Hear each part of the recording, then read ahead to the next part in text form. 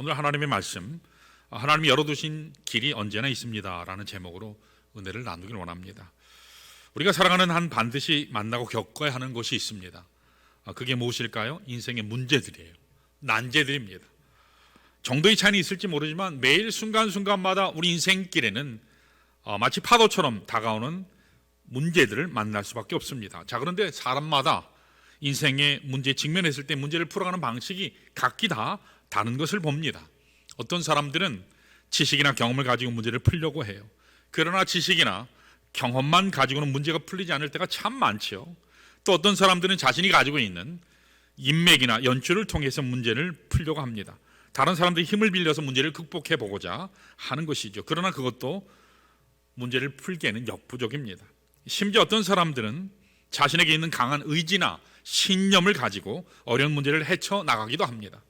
그러나 과연 우리 신념만으로 모든 문제를 다 풀 수 있을까요? 물론 신념이라고 하는 것은 우리 인간에게 주신 하나님의 위대한 선물인 것은 분명합니다. 그러나 신념만으로 우리 인생의 모든 문제를 풀어 나갈 수 없다는 것입니다.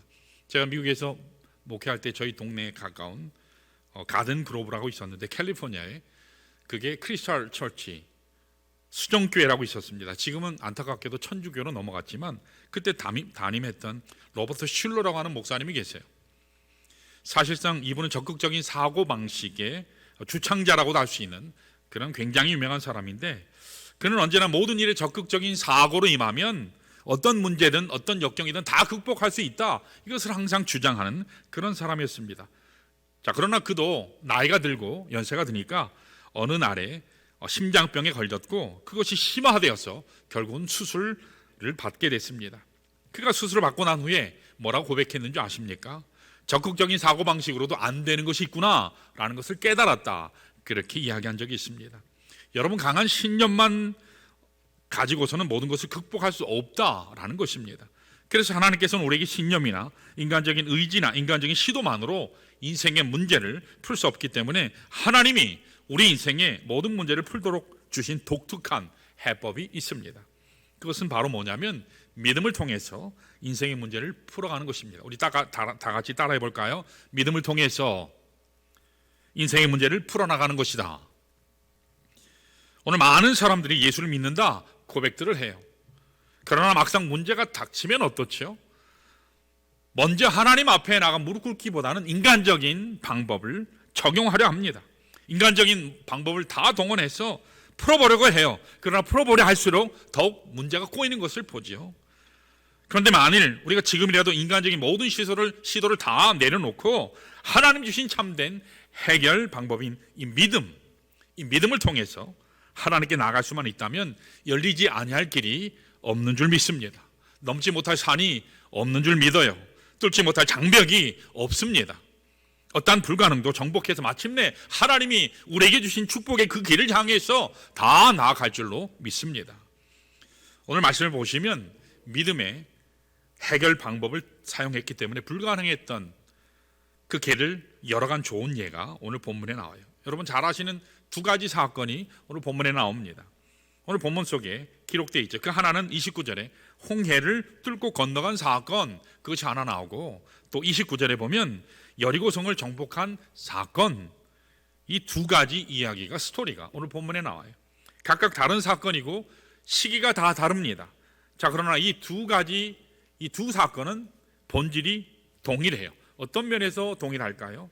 두 사건 모두 인간의 신념이나 인간의 노력만으로는 풀 수 없는 불가능한 장벽이었다라는 것이 공통점입니다. 자, 그런데 어떻게 할 때예요?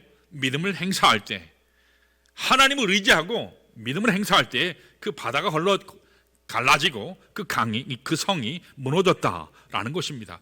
그런 면에서 이 두 가지 사건은 기가 막힌 공통점을 가지고 있습니다. 오늘 여러분과 제가 우리 인생길에서 수많은 문제들을 직면해요. 때로는 쉽게 처리할 수 있는 문제도 참 많죠. 어떤 경우에는 나의 능력과 한계를 넘어선 불가능한 문제들이 주어질 수도 있어요. 예컨대 쓰나미, 오래전에 우리 후쿠시마 닥쳤던 쓰나미가 있지 않았습니까? 이 쓰나미와 같은 갑작스런 이 거대한 폭풍우, 또 파도 앞에서 우리의 신념만으로 그것을 헤쳐나갈 수 있을까요? 헤쳐나갈 수 없습니다.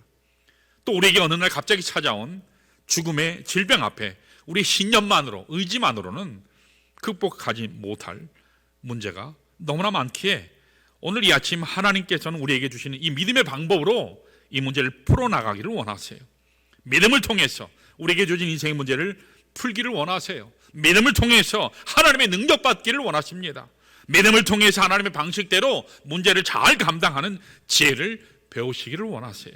자, 오늘 말씀을 통해서 우리가 믿음으로 우리 앞에 가로막힌 수많은 문제의 장벽들을 풀어가려면 어떻게 하나, 여기에 관해서 우리 하나님 본문 말씀을 통해서 정리하기를 원합니다.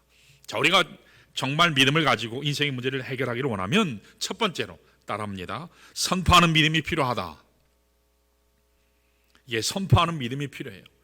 믿음을 바르게 행사해서 믿음의 능력으로, 하나님 주신 그 능력으로 문제를 풀어가려면 먼저 선포하는 권세, 그것이 필요합니다. 이것이 바로 정면 돌파하는 믿음이다, 그렇게 얘기할 수 있어요. 뭐라고요? 정면 돌파하는 믿음이요. 어떤 문제는 우리가 돌아가고 비켜서서 해결하는 경우도 있지만 어떤 문제는요, 정면 돌파해서 문제를 처리해야 될 때가 있어요. 자, 그런데 그때 필요한 것이 뭐냐? 하나님의 능력을 힘입는 겁니다. 하나님의 능력을 힘입어서 선포하는 믿음이 필요해요. 여러분은 믿음은 외치고 선포해야 하나님의 능력이 나타날 줄 믿습니다. 우리 다 함께 29절을 한번 볼까요? 자, 29절 같이 읽습니다. 시작. 믿음으로 그들은 홍해를 육지같이 건넜으나 애굽 사람들은 이것을 시험하다가 빠져 죽었으며, 그렇게 말씀했어요. 자, 오늘 말씀을 보시면 이스라엘이 출애굽을 하자마자 그들이 직면했던 가장 큰 문제가 어떤 문제였죠? 홍해예요. 홍해. 불가능의 바다를 만났어요. 그때 이스라엘 민족이 그 문제를 어떻게 해결했다고 성경이 기록하죠? 홍해를 건너갔다라고 얘기해요. 여러분, 우리 인생 가운데 나오는 홍해는 건너가는 것입니다. 피하는 게 아니에요. 건너가는 거예요. 홍해를 돌아가지 않았어요. 혹은 그들을 추격해오는 애국 군대에 항복해 하기 위해서 뒤돌아서지 않았습니다. 그들은 그들 앞에 주어진 문제를 정면으로 돌파해 간 것입니다. 이것이 바로 정면 돌파하는 믿음입니다. 믿음은 정면 돌파하는 겁니다. 믿음은 뚫고 나가는 겁니다. 우리가 출애굽기 14장에 보면 이에 관해 자세히 기록한 것을 보게 돼요. 자, 출애굽기 14장 10절 한번 보시면 사실은 이스라엘이 이 홍해, 불가능의 바다 앞에 섰을 때 그들이 뭐라고 얘기하죠? 자, 10절 같이 읽습니다. 시작. 바로가 가까이 올 때에 이스라엘 자손이 눈을 들어본즉 애굽 사람들이 자기들 뒤에 이른지라 이스라엘 자손이 심히 두려워하여 여호와께 부르짖고라고 하나님의 말씀이 기록해요. 여러분, 여기에서 여호와께 부르짖었다라는 말씀은요, 하나님께 기도했다 그런 말이 아니에요. 탄식했다, 아우성쳤다, 공포에 젖은 부르짖이다, 그런 뜻이에요. 하나님 어찌하란 말입니까? 앞에는 홍해가 있고요, 뒤에는 적군이 따라와요. 양 옆에 좌우에는 암석덩어리 산이고 사막이에요. 우리는 갈 곳이 없습니다. 이제 어찌하란 말입니까? 지금 그렇게 얘기한 거예요. 하나님 앞에 원망하고 있어요. 자기의 처지를 애통하고 있습니다. 그렇게 부르짖는 아비규환 가운데 있는 인간들의 모습을 발견할 수 있어요. 자, 그런데 그때 하나님께서 우리 출애굽기 14장 15절을 보면 뭐라고 얘기하셨는지 한번 볼까요? 15절 시작. 여호와께서 모세에게 이르시되 너는 어찌하여 내게 부르짖느냐? 이스라엘 자손에게 명령하여 앞으로 나아가게 하고 라고 말씀했어요. 여러분, 그때 하나님께서 모세에게 느닷없이, 자, 말씀을 보시면 책망하는 것 같이 보이죠. 여호와께서 모세에게 말씀하세요. 야, 너희들은 어찌 내게 부르짖고 있어? 여러분, 이것은 기도하는 것이 잘못됐다, 특별히 모세가 기도하고 있는데 기도하는 것이 잘못됐다, 그런 뜻이 아니에요. 여러분, 필요할 때는 하나님 앞에 기도해야 돼요. 부르짖어야 돼요. 위를 향했을 때는 당연히 하나님 앞에 보복해서 엎드려서 하나님 살려주세요, 기도해야 돼요. 자, 그런데 여기 보면 하나님께서 책망하고 계시죠. 야, 네가 왜 두려워서 벌벌 떨기만 해? 왜 소리 지르고 서 있기만 하느냐? 라고 말씀하는 거예요. 자, 계속해서 16절을 한번 볼까요? 16절 같이 읽습니다. 시작. 지팡이를 들고 손을 바다 위로 내밀어 그것이 갈라지게 하라. 이스라엘 자손이 바다 가운데서 마른 땅으로 행하리라 라고 하셨어요. 하나님이 뭐라고 말씀하셨죠? 말씀하시기를 이스라엘 자손을 명해서 앞으로 나가게 해. 지팡이를 너는 들고 손을 바다 위로 내밀어서 그 바다를, 홍해를 갈라지게 하라 라고 모세에게 지금 하나님이 도전하고 계세요. 사랑하는 여러분, 문제 앞에 떨며 두려워한다고 문제가 해결되는 게 아니라는 거죠. 없어지는 게 아니다. 문제를 직면해라. 문제를 똑바로 봐라. 말씀하고 계세요. 피하지 말고 대면하라. 그 문제의 바다를 향해서 명령하고 선포하라. 지팡이를 내려서 그 홍해가 갈라지게 하라. 그렇게 하나님이 말씀하고 계세요. 모세가 바로 이 하나님의 말씀에 순종해서 능력으로 선포했더니 그 지팡이를 바다에 내려놓았더니 어떻게 됐죠? 불가능해 보였던 홍해가 쭉 갈라졌습니다. 홍해를 통해서 하나님이 약속하신 땅을 향해서 그들이 믿음으로 정면 돌파하면서 전진해 간 것을 볼 수 있어요. 사랑하는 여러분, 오늘 여러분과 저도 마찬가지입니다. 오늘 우리가 당면하는 문제들 가운데 어떤 문제는요, 즉시 해야 될 때가 있어요. 미룰 수 없는 문제들이 있습니다. 다시 말해서 어떤 문제는 지금 당장 정면으로 돌파해야 돼요. 그렇게 해결해야 하는 문제들이 있습니다. 여러분, 예를 들어서 사탄이 지금 막 나를 공격해요. 악한 영들이 나를 무차별적으로 공격하는데 그때 뭐 토론하고 진단하고 회의하고 어떻게 할까? 그렇게 얘기할 수가 있을까요? 없어요. 그럴 때는 정면으로 부르짖고 믿음으로 선포하며 나아가야 하는 것입니다. 예수님께서도요, 베드로가 잘못 말을 하니까 뭐라 하셨죠? 사탄아, 내게서 물러가라 라고 말씀하셨어요. 여러분, 우리 야고보서 4장 7절 한번 볼까요? 자, 같이 한번 읽습니다. 시작. 그런즉 너희는 하나님께 복종할지어다. 마귀를 대적하라. 그리하면 너희를 피하리라 라고 말씀하셨어요. 여러분, 마귀가 우리를 공격할 때는요, 두려워서 떠는 게 아니에요. 담대하게 대적해야 될 줄 믿습니다. 악한 영이 나를 공격할 때는 주저하면 안 됩니다. 타협해서는 안 돼요. 이때는 바로 정면 돌파해서 뚫고 나가는 거예요. 피하지 말아야 합니다. 그 좋은 예가 사도행전 3장에 나와요. 베드로와 요한이 성전에 올라갔죠. 올라갔더니 누가 있었죠? 성전 미문에 구걸하는 안진뱅이가 있었어요. 그때 베드로가 그 안진뱅이를 향해서 뭐라고 외치죠? 죄여, 저 사람 불쌍합니다. 저 사람 먹고 살 수 있도록 도울 수 있는 방법 없을까요? 그렇게 기도하지 않았어요. 만약 그렇게 기도했다면 하나님의 기적은 절대로 나타나지 않았을 거예요. 자, 어떻게 얘기했나 한번 볼까요? 자, 줄친 부분만, 우리 주황색에 있는 부분만 읽어볼까요? 시작. 은과 금은 내게 없거니와 내게 있는 이것을 내게 주노니 나사렛 예수 그리스도의 이름으로 일어나 걸으라 라고 말씀했어요. 그렇게 선포했습니다. 믿음으로 외쳤을 때에, 선포했을 때에 권세 있는 능력으로 선포하는 순간 기적이 일어났습니다. 앉아있던 그 안진뱅이가 벌떡 일어났어요. 뛰어다녔어요. 성전으로 들어가며 나오며 하나님을 찬양했습니다. 그런 역사가 일어나는 것입니다. 오늘 하나님은 여러분과 저에게 권세를 주셨습니다. 아멘. 하나님이 여러분과 저에게 권세를 주셨어요. 어디에 나옵니까? 요한복음 1장 12절에 기록되어 있죠. 읽어볼까요? 시작. 영접하는 자, 곧 그 이름을 믿는 자들에게는 하나님의 자녀가 되는 권세를 주셨으니 라고 했습니다. 하나님의 자녀된 여러분과 저는요, 하나님의 권세를 받은 사람입니다. 예수께서 우리 10년 가운데 내주하시기 때문에 우리 모두는 하나님이 주시는 고유한 권세를, 하나님의 자녀만이 소유하는 특별한 권세를 가지고 있어요. 그러므로 우리는 덜 자가 아닙니다. 염려해서 뒤로 도망칠 자가 아닙니다. 여러분과 저는 악한 영을 향해서 대적해야 할 자인 줄로 믿습니다. 담대하게 정면 돌파하는 사람들이 바로 여러분과 저예요. 그래서 여러분과 저는 두려워하는 마음 대신에 믿음의 능력을 가지고 하나님 자녀된 권세를 담대하게 선포하는 삶을 누려야 할 자인 줄로 여러분 믿으시기를 축원합니다. 믿음으로 선포하시기를 바라요. 하나님의 경이로운 기적을 체험할 것입니다. 지금까지 경험하지 못했던 새로운 축복의 세계를 여러분 보실 줄로 믿습니다. 오래전에 신앙 잡지에 실린 간증이 하나 있어요. 제가 언젠가 소개한 적이 있는데, 어떤 목사님 한 분이 여집사님 가정에 신방을 가셨어요. 신방을 가셨는데 집사님에게는 중학교 다니는 딸 아이가 있는데 그 딸아이의 문제를 가지고 목사님께 상담을 했습니다. 목사님, 제 딸이 이제 중학교 3학년인데 이 마음에, 이 심적으로 뭔지는 모르겠는데 아이가 참 불안해하고 두려워하는 정신적인 질병 증세가 있습니다. 항상 불안해해요. 두려워합니다. 벌벌 떠니까 애가 공부에 집중을 할 수가 없어요. 그래서 학교에 가면 늘 왕따당하고 성적도 계속 떨어지는데, 목사님 따님이 이제 딸의 미래가 어떻게 될지 너무 걱정이 되고 너무 염려가 됩니다. 어떻게 하면 제 딸을 도울 수 있겠습니까? 도울 수 있는 방법이 없겠습니까? 라고 상담을 요청했습니다. 그때 목사님께서 그 집에 중학교 딸 아이 지금 있냐 하니까 지금 지방에 있다고 얘기를 해요. 그래서 목사님이 그 아이 좀 데려오라고. 목사님 앞에 이 여집사님이 앉힙니다. 같이 하나님의 말씀을 펴서 읽습니다. 디모데후서 1장 7절이에요. 자, 한번 읽어볼까요? 같이 시작.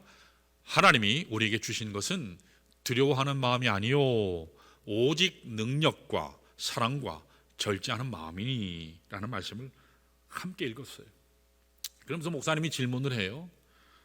지금 내 마음속에 이 두려움과 불안한 마음이 있는데 그 두려운 마음을 누가 준 것이라고 너는 생각하니? 그렇게 묻습니다.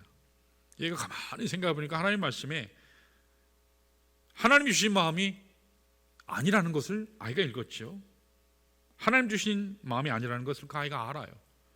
왜냐하니까 하나님이 우리에게 주신 것은 두려워하는 마음이 아니다라고 기록했기 때문이죠. 여러분, 우리 하나님은 결코 우리 마음속에 두려운 마음 주시지 않아요. 불안한 마음 주시지 않습니다. 염려 걱정 하나님 주시지 않아요. 하나님은 언제나 우리 마음에 평강을 주신 줄 믿습니다. 기쁨을 주십니다.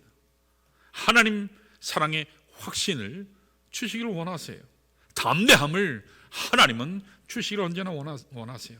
자, 그래서 그때 목사님이 이 아이에게 설명을 해요. 얘야, 너의 마음속에 있는 그 불안한 것, 너의 마음속에 있는 그 두려워하는 것, 하나님으로부터 온 생각이 아니라 이것은 어둠의 권세가 네 마음에 심어놓은 거야.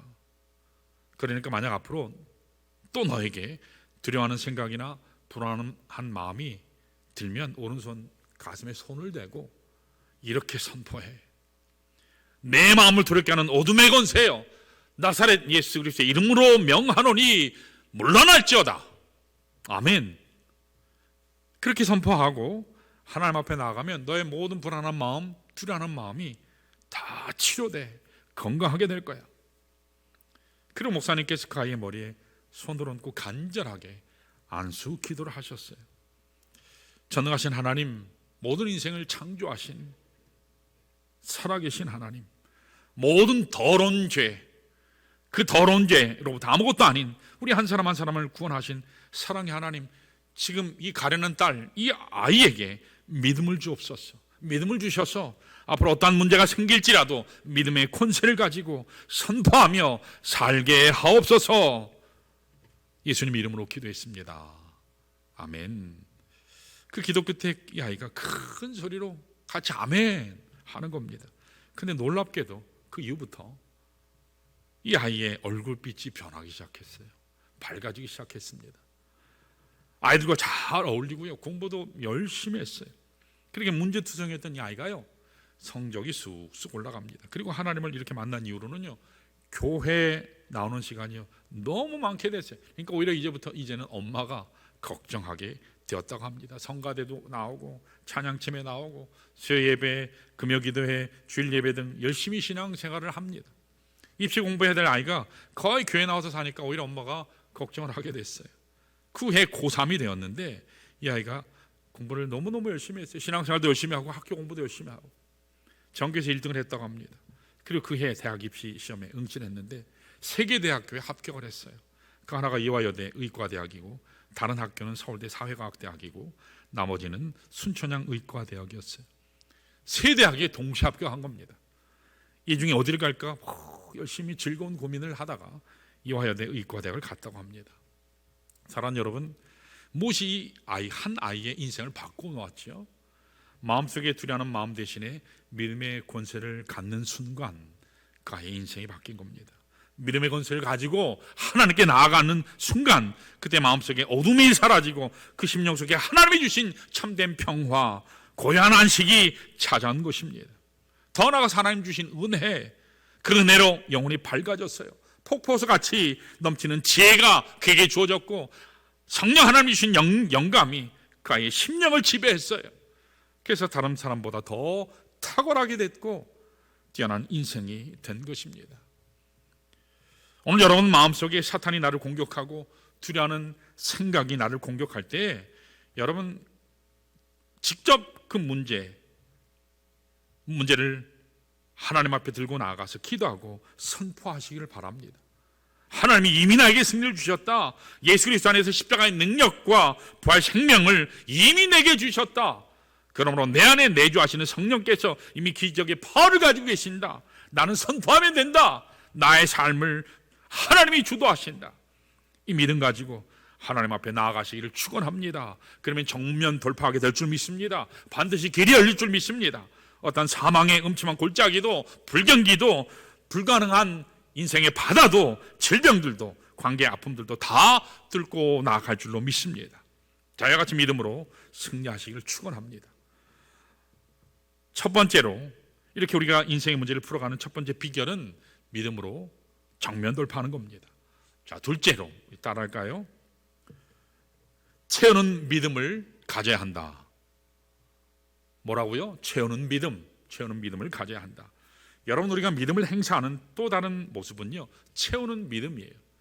그런데 제가 지금 채운다고 말씀드렸는데 무엇으로 채워야 합니까? 인내로, 기다림으로 채우는 것입니다. 여러분, 어떤 문제는 정면 돌파하면서 나가야 하지만 어떤 경우에는 지금 당장 다루지 않고 기다리고 인내해야 풀리는 문제들이 있어요. 그때는 돌아가는 지혜가 필요해요. 그때 필요한 믿음의 구체적인 모습이 기다림의 믿음이에요. 인내의 믿음입니다. 뭐라고요? 기다림의 믿음, 인내의 믿음이에요. 자, 본문 30절을 보시면 여리고성을 무너뜨린 사건이 묘사되어 있죠. 앞서 설명드렸던 홍해 사건은 즉각 일어났던 사건인데 그 문제 앞에 모세가 지팡이를 내밀고 선포하는 순간 즉각 일어난 사건이야. 자, 그런데 30절, 오늘 보면 30절에 기록된 여리고성의 사건은 조금 달라요. 자, 같이 한번 읽어볼까요? 30절 시작.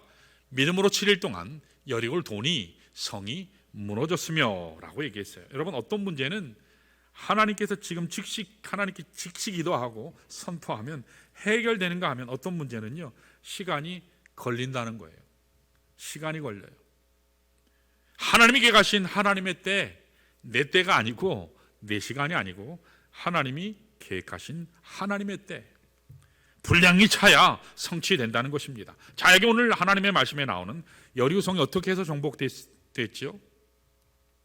하나님이 말씀하신, 구체적으로 말씀하신 성을 돌 때 해결이 됐어요. 자, 여호수아 6장에 나오죠. 거기 보면 하나님께서 여호수아에게 명령하셨습니다. 야, 너희들이 지금 당장 들어가서 공격하지 말고 성을 돌아라. 성을 돌아라. 어떻게 돌아요? 하루에 한 바퀴씩 돌라 했습니다. 이것을 6일 동안 하라 하셨죠. 그리고 마지막 7째 되는 날은 7바퀴 돌아라. 그 다음에 외치라. 그렇게 말씀했어요. 여러분, 이런 허무맹랑한 전략이 어디 있습니까? 여리고성을 공격하려면 적어도 군사적인 전략이 있어야 돼요. 최신 무기를 주시든가 아니면 최강의 군대를 보내주시든가 해야 되는데 그저 아무 소리 내지 말고 침묵하고 성을 돌라. 성을 돌라. 여러분, 이게 정상적인 계획입니까? 아니요. 이건 제정신이 아닌 거예요.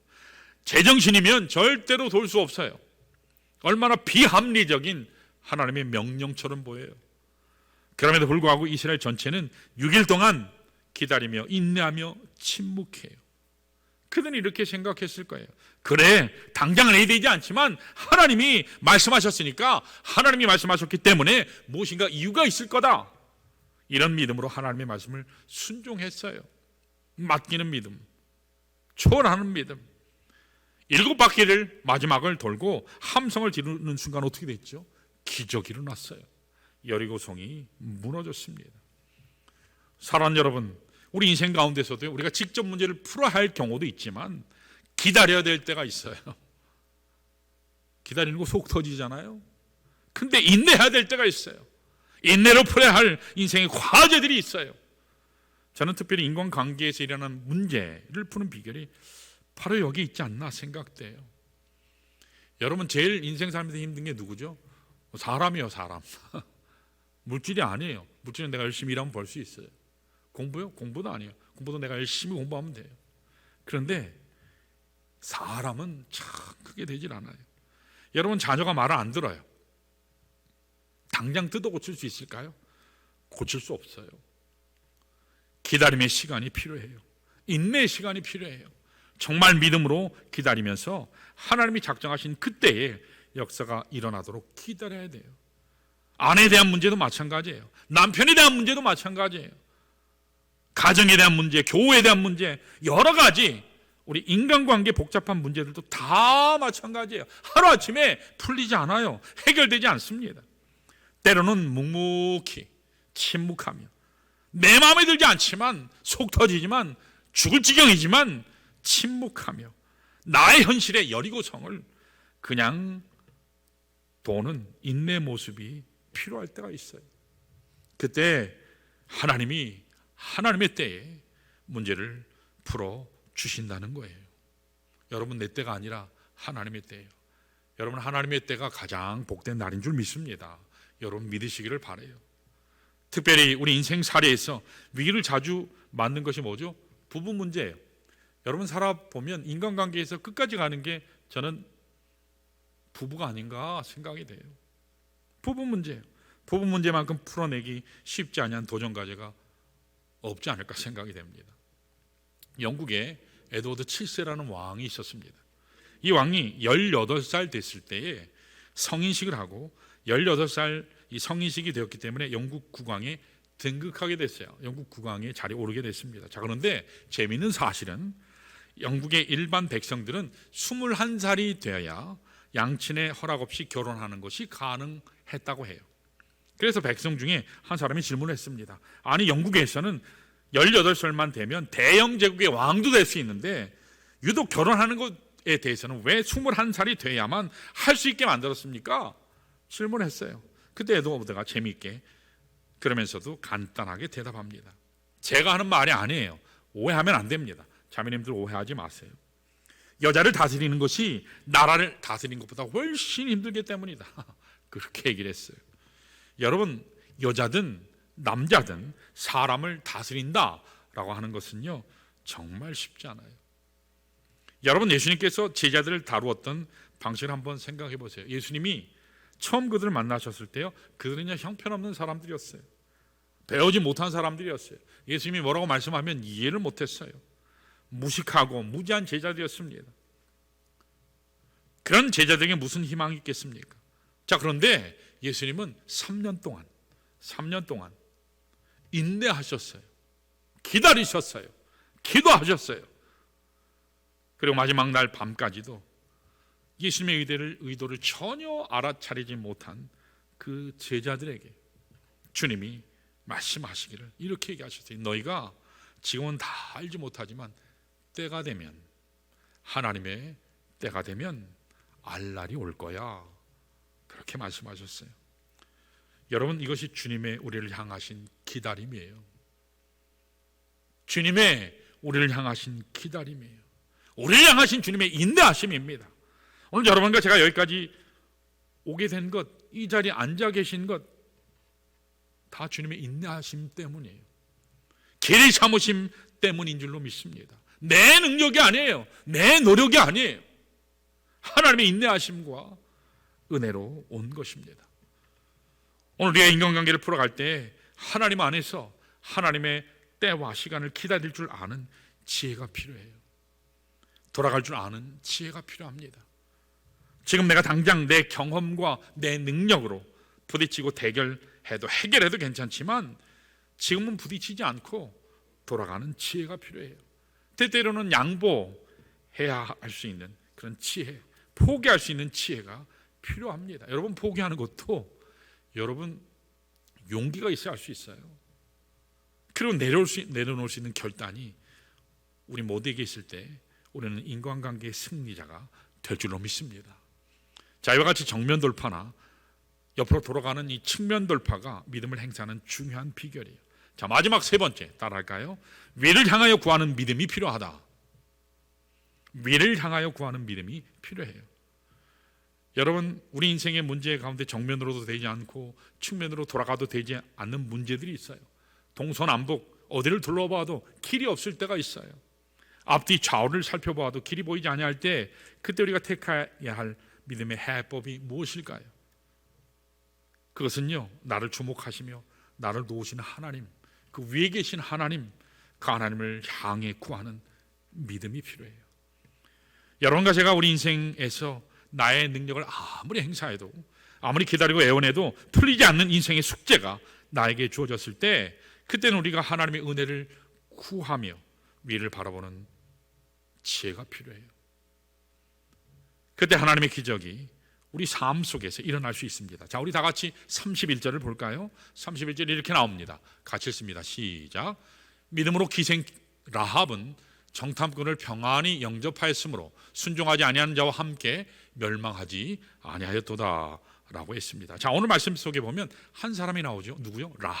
라합이라는 사람이 나와요. 자, 그런데 이 라합이라는 사람 앞에, 이름 앞에 붙어있는 독특한 수식어가 하나 있어요. 뭐죠? 기생 라합. 여러분, 어떤 성경 번역본에는 이걸 창녀다라고 표현하기도 했어요. 여인에게 있어서 가장 수치스러운 이름이죠. 가장 치욕적인 이름이 이 창녀, 기생이라는 이름인데, 여기 이 라합이 어쩌다가 그런 일을 하게 됐는지는 저는 잘 모르겠어요. 하나님의 말씀이 기록되어 있지 않기 때문에 자세한 내용은 알 수 없습니다. 그런데 짐작할 수 있는 것은 피치 못할 사연이 있지 않았을까 생각이 됩니다. 여기 라합이 여리고성 안에서의 삶은 정말 수치스럽고 비참한 삶이었으리라고 생각이 돼요. 오늘날도 그렇지만 당시 이와 같이 살았던 사람들이 존경받았을까요? 아니요, 절대 존경받지 못하죠. 인정받았을까요? 아니요, 인정 못 받습니다.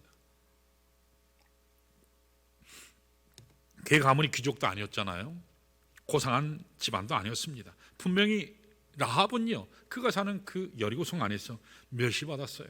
천대받았습니다. 손가락질 당하며 살았을 것입니다. 자, 이렇게 라합은 비천한 가운데 사는 여인이었어요.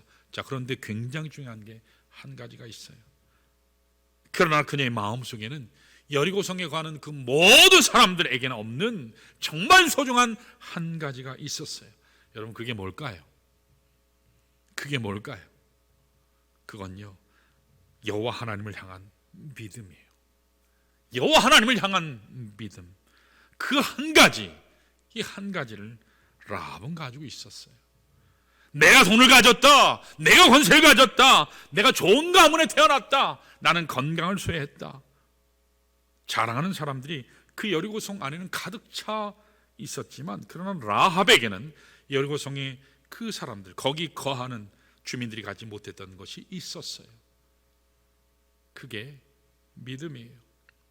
가장 놀라운 축복, 여호와 하나님을 향한 믿음, 그 믿음을 가졌다는 것입니다.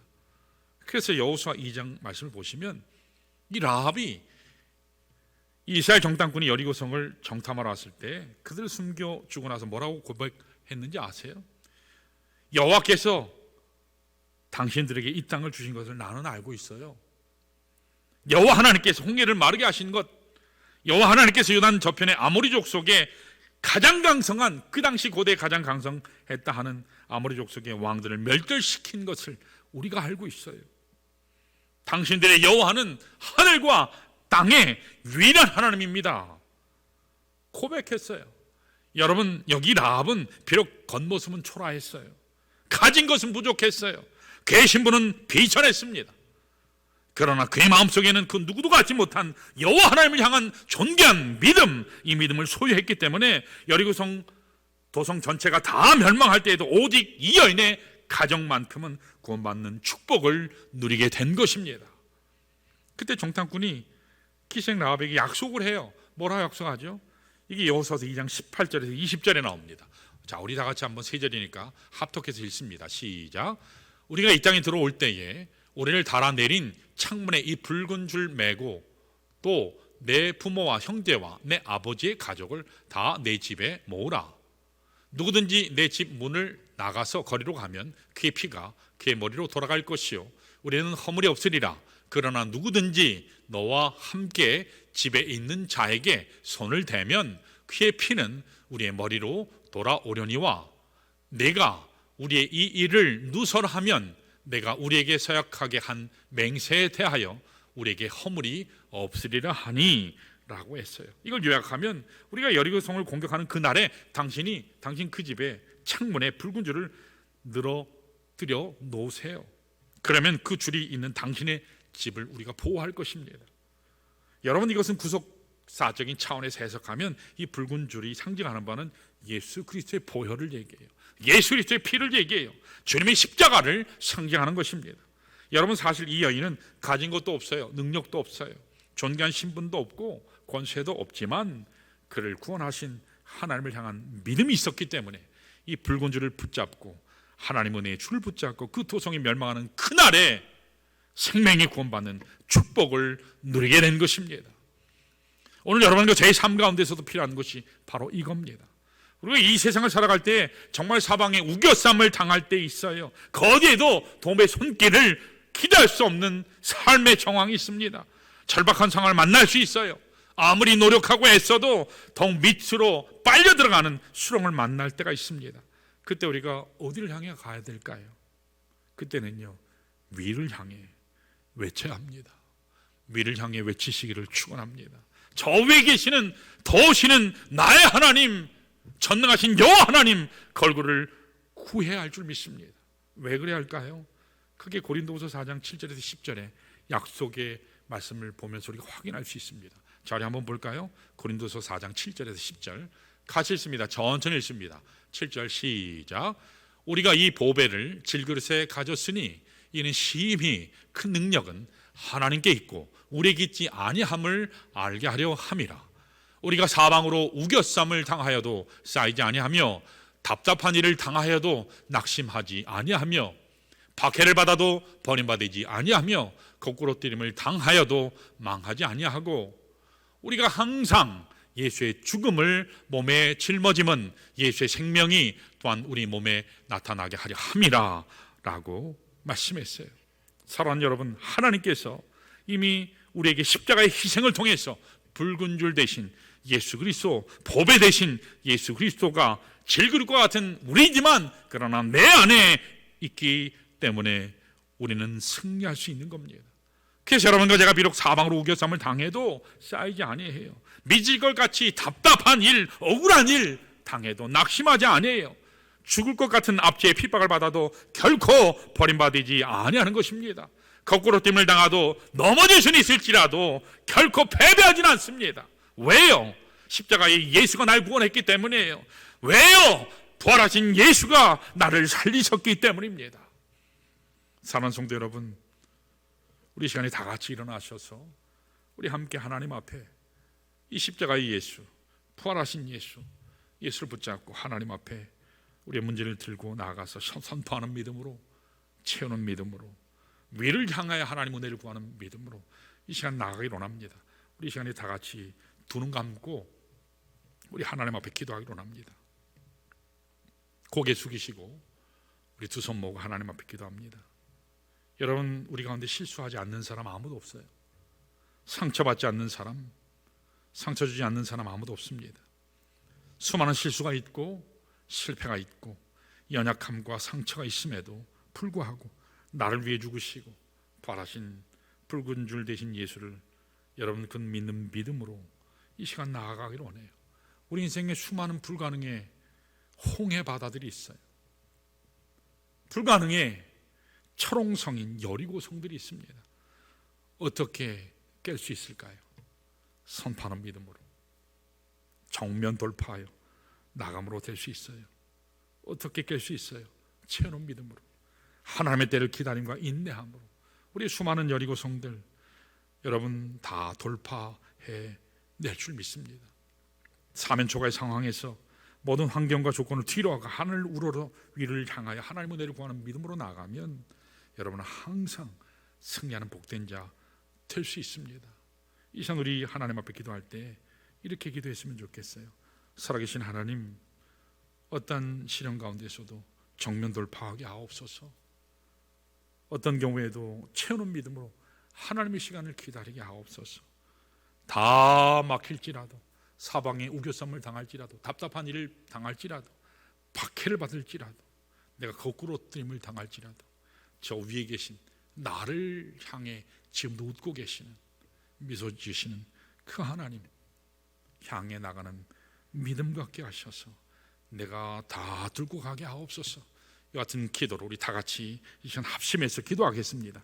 다 같이 기도합니다. 살아계신 하나님 감사합니다. 우리 가운데 실수하지 않는 사람 없죠.